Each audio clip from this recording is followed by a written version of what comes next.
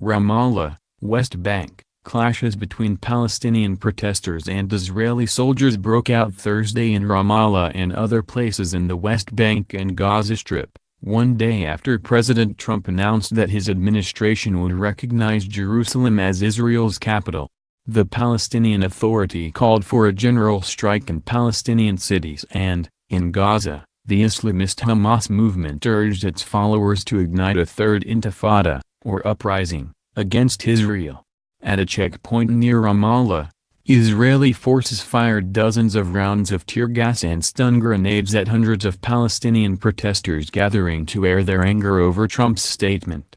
They burned tires and pelted the soldiers with rocks. "This will be bad," said an ambulance driver. Clashes also erupted in East Jerusalem and at the border fence between Israel and Gaza. There were early reports of injuries on both sides. Trump's announcement Wednesday that he would move the U.S. embassy from Tel Aviv to Jerusalem and his declaration that the United States recognizes Jerusalem as Israel's capital reversed a decades-old U.S.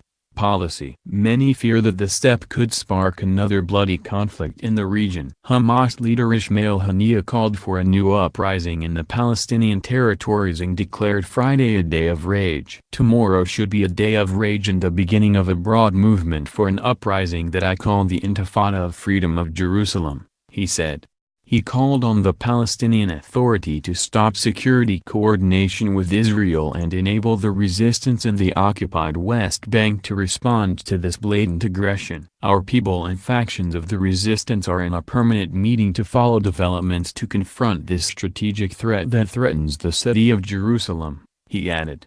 Israel's army said it was preparing for an increase in violence in the coming days and that it has beefed up its troops in the West Bank, adding reinforcements to its combat intelligence and territorial defense units. U.S. institutions in the region were also readying themselves for possible violent fallout. Reuters reported that a State Department communique has been sent to diplomats at the embassy in Tel Aviv with talking points to convey to Israeli officials. "While I recognize that you will publicly welcome this news, I ask that you restrain your official response," Reuters quoted the document dated December 6 as saying, "We expect there to be resistance to this news in the Middle East and around the world. We are still judging the impact this decision will have on U.S.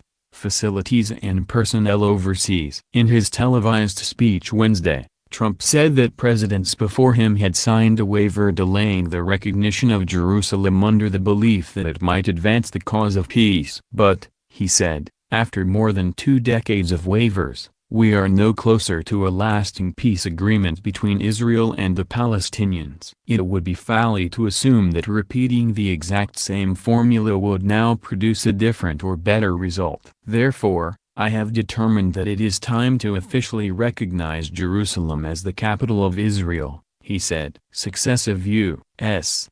administrations have held off moving the embassy from Tel Aviv since the mid-1990s, in line with an international consensus that Jerusalem's status should be decided in a final peace agreement between the Israelis and Palestinians. Israelis see Jerusalem as their eternal and undivided capital, while Palestinians envision the predominantly Arab eastern part of the city as the future capital of a Palestinian state. Palestinian Authority President Mahmoud Abbas said the U.S. move would galvanize the Palestinian struggle for independence. Where would a U.S. embassy in Jerusalem actually go? Following Trump's announcement, Abbas said the United States could no longer be a fair mediator in the peace process between Israelis and Palestinians.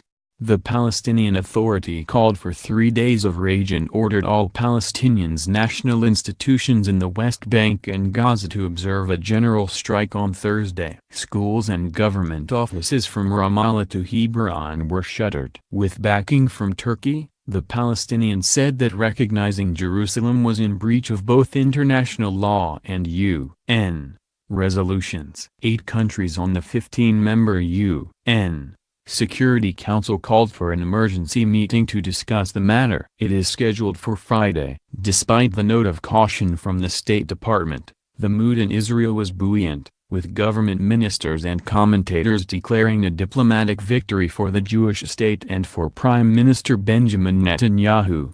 Speaking at a foreign ministry conference in Jerusalem on Thursday, Netanyahu heralded Trump's recognition of Jerusalem as a historic statement. "President Trump has always linked himself to the history of our capital," he said. "His name will now float along with other names in the context of the glorious history of Jerusalem and our people." U.S.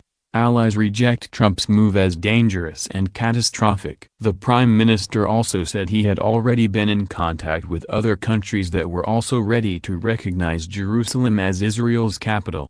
"I have no doubt that as soon as the American embassy moves to Jerusalem, and even before that, many embassies will move to Jerusalem. It's about time." In columns published in Israeli daily Yediot Ahronoth, commentators Nahum Barnea and Shimon Schiffer also commended Trump for what they called his bravery in making a move that Israelis see as righting a 70-year-old wrong. Those opposed to the American recognition of Jerusalem as Israel's capital are wrong. Trump is right. He is right about the issue itself. The 70-year-old refusal by the world to formally recognize Jerusalem as the capital of Israel was a foolish mistake, which was the result of diplomatic cowardice and neglect by Israeli governments, wrote Barnea. Moreover, no agreement appears to be anywhere on the horizon. "The argument as if the speech would damage the peace process is ridiculous since there is no peace process," he said. In his piece, Schiffer compared the U.S. president to the little boy in the Hans Christian Andersen fairy tale, The Emperor's New Clothes. "He saw reality for what it is and spoke it out loud." Eglash reported from Jerusalem. Hazem Bala Ashal in Gaza contributed to this report.